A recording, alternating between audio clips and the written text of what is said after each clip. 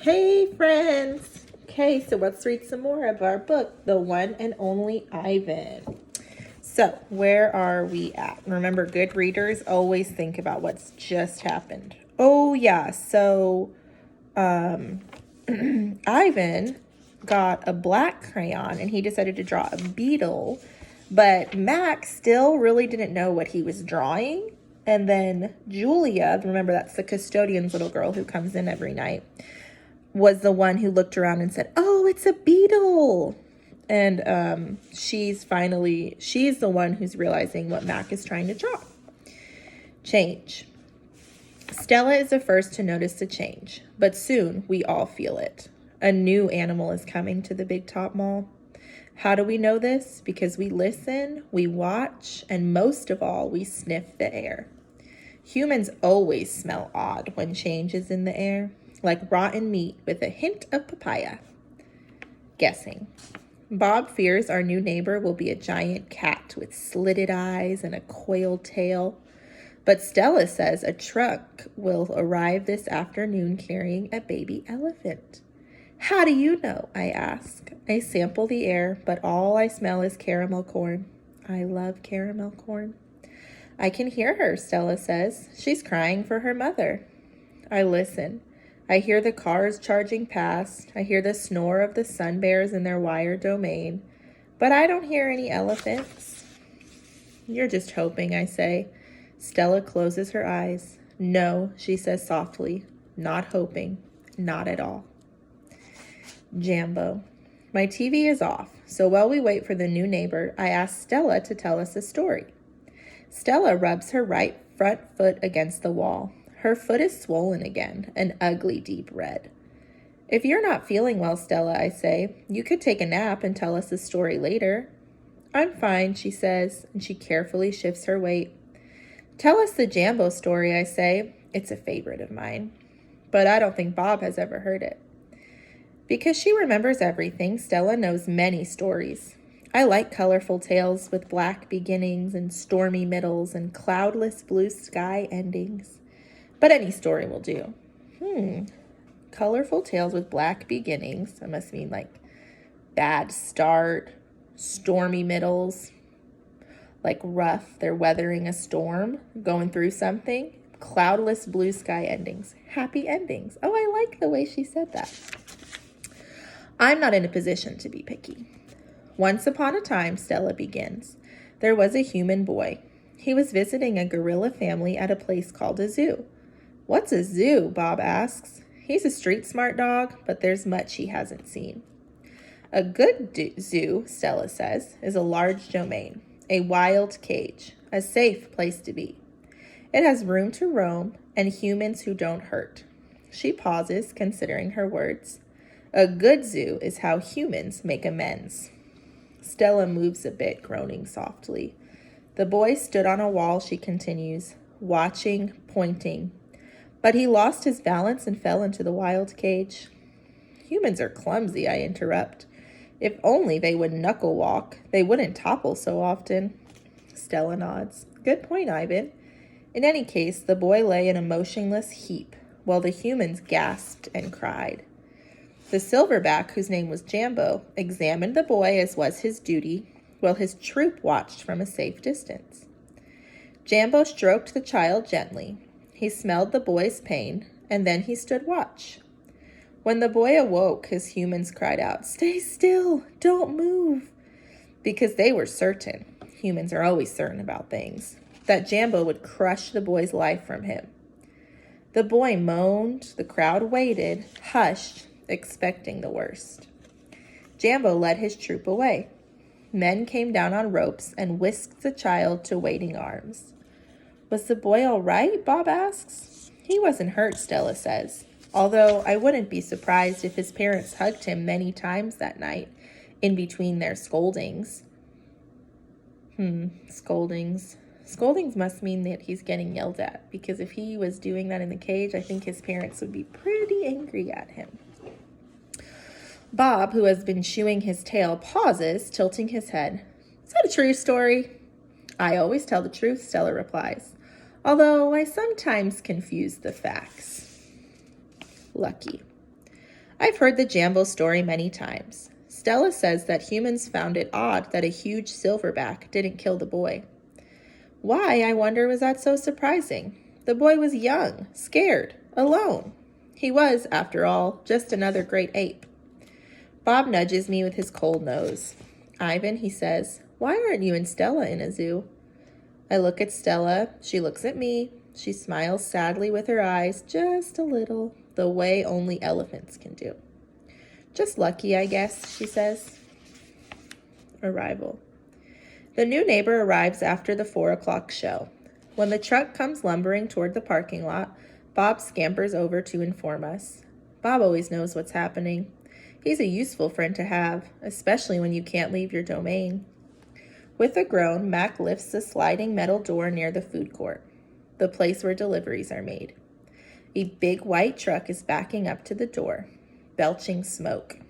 When the driver opens the truck, I know that Stella is right. A baby elephant is inside.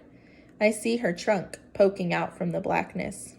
I'm glad for Stella, but when I glance at her, I see she is not glad at all. Stand back, everyone, Mac yells. We've got a new arrival. This is Ruby, folks. 600 pounds of fun to save our sorry butts. This gal is going to sell us some tickets. Mac and 2 men climb into the black cave of the truck. We hear noise, scuffling, a word Mac uses when he's angry. Ruby makes a noise too, like one of the little trumpets they sell at the gift store. Oh, let me show you the picture of Ruby. There's Ruby. And it makes me think the cover is Ruby, not Stella.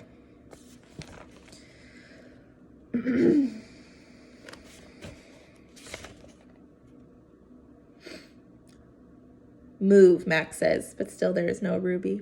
Move, he says again. We haven't got all day. Inside her domain, Stella paces as much as she's able. 2 steps one way, 2 steps the other. She slaps her trunk against rusty metal bars. She grumbles. Stella, I ask, did you hear the baby? Stella mutters something under her breath, a word she uses when she's angry.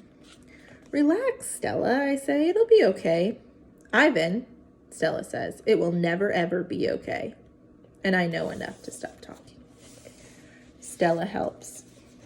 The men are still yelling. Some of the yelling is at each other, but most of it is at Ruby. We hear scrambling, pounding, shifting. The side of the truck shudders. I'm starting to like this elephant, Bob whispers. I'm getting the big one, Mac says. Maybe she can coax the stupid brat out of the truck. Mac opens Stella's door. Come on, girl, he urges. He unties the rope attached to the floor bolt. Stella pushes past Mac, nearly knocking him over. She rushes as best she can, limping heavily toward the open back door of the truck. She catches her swollen foot on the edge of the ramp and winces. Blood trickles down. Halfway up the ramp, she pauses. The noise in the truck stops. Ruby falls silent. Slowly, Stella makes her way up the rest of the ramp. It groans under her weight, and I could tell how much she is hurting by the awkward way she moves.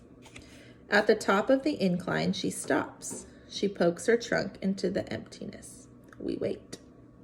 The tiny gray trunk appears again. Shyly, it reaches out, tasting the air.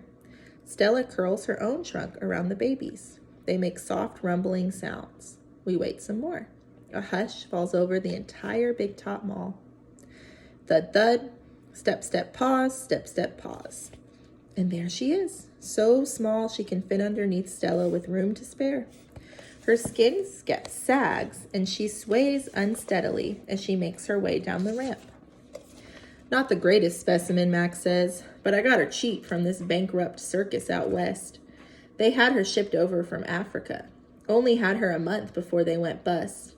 He gestures towards Ruby. Thing is, people love babies. Baby elephants, baby gorillas. Heck, give me a baby alligator and I can make a killing. Stella ushers Ruby toward her domain. Mac and the 2 men follow. At Stella's door, Ruby hesitates. Mac gives Ruby a shove, but she doesn't budge.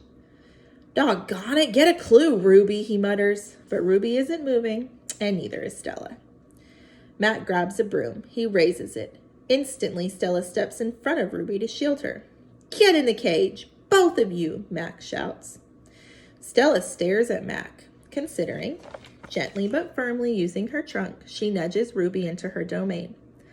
Only then does Stella enter. Mac slams the door shut with a clang. I see 2 trunks entwined. I hear Stella whispering. Poor kid, says Bob. Welcome to the Exit 8 Big Top Mall and Video Arcade, home of the one and only Ivan. Old news. When Julie comes, she sits by Stella's domain and watches the new baby. She barely talks to me. Stella doesn't talk to me either. She is too busy nuzzling Ruby. She is cute, little Ruby, with her ears flapping like palm leaves, but I am handsome and strong. Bob trots a circle around my belly before settling down in just the right spot. Give it up, Ivan, he says. You're old news. Julia gets out a piece of paper and a pencil. I can see that she is drawing Ruby. I move to the corner of my domain to pout. Bob grumbles. He doesn't like it when I disrupt his naps.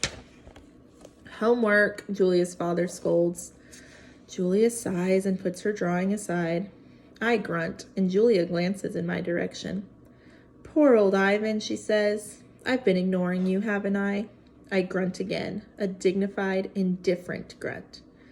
Julia thinks for a moment, then smiles. She walks over to my domain, to the spot in the corner where the glass is broken. She slides papers through. She rolls a pencil across my cement floor. You can draw the baby elephant too, Julia says. I bit the pencil in half with my magnificent teeth. Then I eat some paper. Tricks. Even after Julia and her father leave, I try to keep sulking, but it's no use. Gorillas are not, by nature, pouters. Stella, I call, it's a full moon, did you see? Sometimes when we are lucky, we catch a glimpse of the moon through the skylight in the food court. I did, Stella says. She is whispering, and I realize that Ruby must be asleep. Is Ruby all right, I ask. She's too thin, Ivan, Stella says. Poor baby. She was in that truck for days. Mac bought her from a circus, the same way he bought me, but she hadn't been there long. She was born in the wild, like us.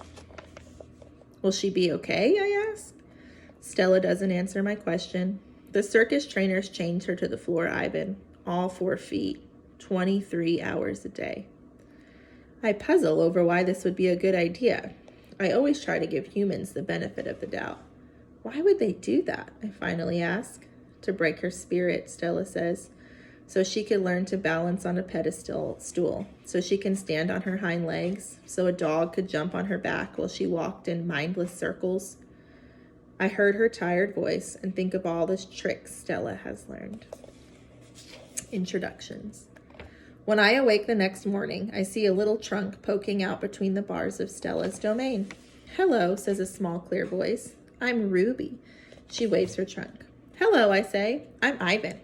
Are you a monkey? Ruby asks. Certainly not. Bob's ears perk up, although his eyes stay closed. He's a gorilla, he says, and I am a dog of uncertain heritage. Why did the dog climb your tummy? Ruby asks. Because it's there, Bob murmurs. Is Stella awake? I ask. Aunt Stella's asleep, Ruby says. Her foot is hurting, I think. Ruby turns her head. Her eyes are like Stella's, black and long-lashed, bottomless lakes fringed by tall grass. What is breakfast? She asks. Soon, I say, when the mall opens and the workers come. Where? Ruby twists her head in other directions. Where are the other elephants? It's just you and Stella, I say, and for some reason, I feel like we have let her down. Are there more of you? No, I say, not at the moment. Ruby picks up a piece of hay and considers it. Do you have a mom and dad? Well, I used to. Everyone has parents, Bob explains. It's unavoidable. Before the circus, I used to live with my mom and my aunts and my sisters and my cousins, Ruby says. She drops the hay, picks it up, twirls it. They're dead. I don't know what to say. I'm not really enjoying this conversation, but I can see that Ruby isn't done talking. To be polite, I say, I'm sorry to hear that, Ruby. Humans killed them, she says. Who else? Bob asks, and we all fall silent. That's it for part 4. Bye.